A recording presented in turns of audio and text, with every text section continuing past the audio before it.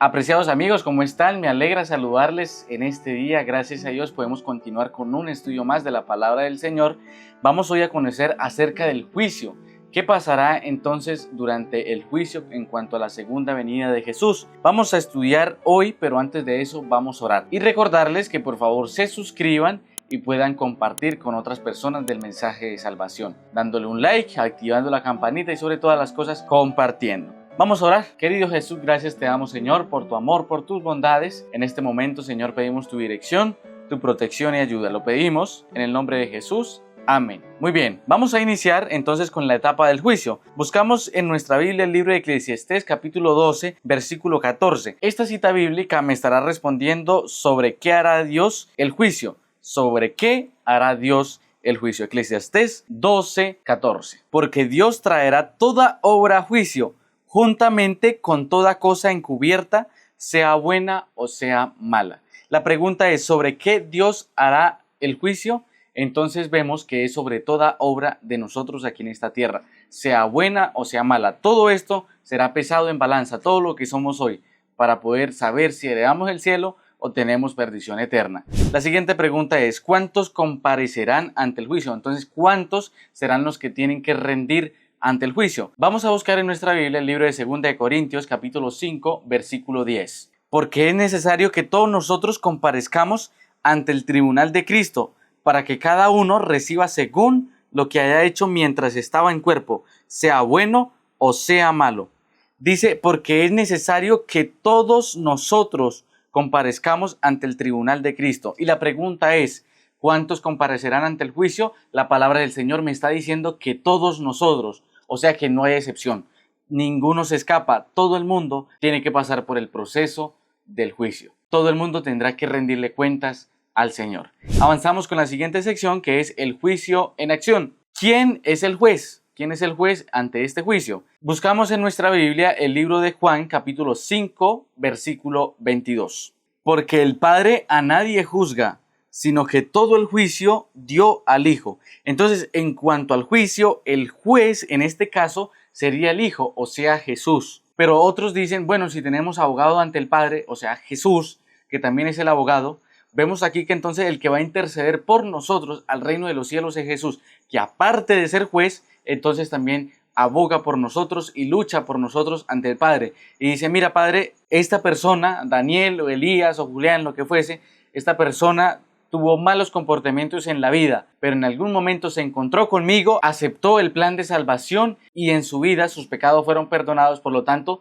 te pido Padre que por favor le salves. En este caso, como Jesús es el juez, entonces solamente le llevará al Padre la información. Se arrepintió, merece la salvación, entonces tendremos el regalo del Padre. Pasamos a la siguiente pregunta, que dice así: ¿dónde están registradas nuestras acciones? Todo lo que hacemos en esta tierra, nuestros comportamientos, virtudes, lo que sea, vamos a ver dónde están registradas. Apocalipsis, capítulo 20, versículo 12. Y vi a los muertos grandes y pequeños de pie ante Dios, y los libros fueron abiertos, y otro libro fue abierto, el cual es el libro de la vida, y fueron juzgados los muertos por las cosas que estaban escritas en los libros según sus obras. Y la pregunta es, ¿dónde estarán registradas nuestras acciones? Lo último que dice, o básicamente lo último que dice este versículo, y dice, y otro libro fue abierto, el cual es el libro de la vida, y fueron juzgados los muertos por las cosas.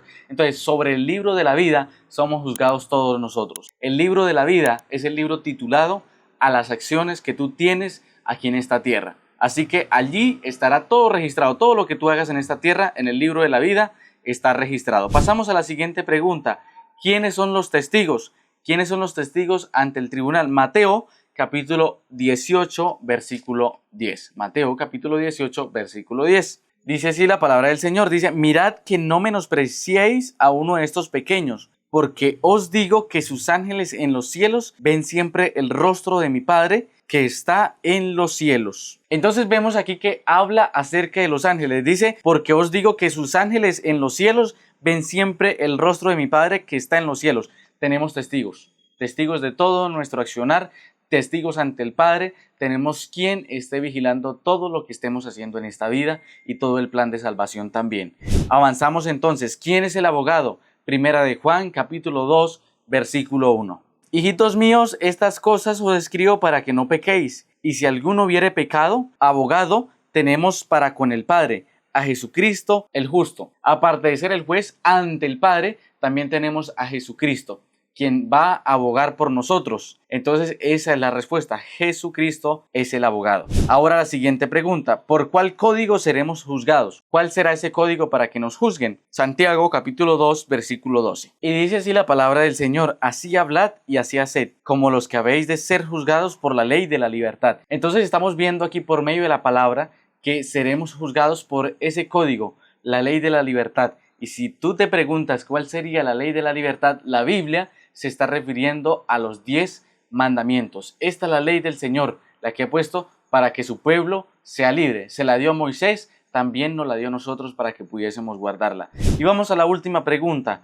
¿Cuál será la sentencia? ¿Cuál será la sentencia final después de cruzar todo este juicio, ya sea salvo o sea perdido? Vamos al libro de Mateo capítulo 25, versículo 31 al 46. Y dice así la palabra del Señor: cuando el Hijo del Hombre venga en su gloria y todos los santos ángeles con él, entonces se sentará en su trono de gloria, y serán reunidas delante de él todas las naciones, y apartará los unos de los otros como aparta el pastor las ovejas de los cabritos.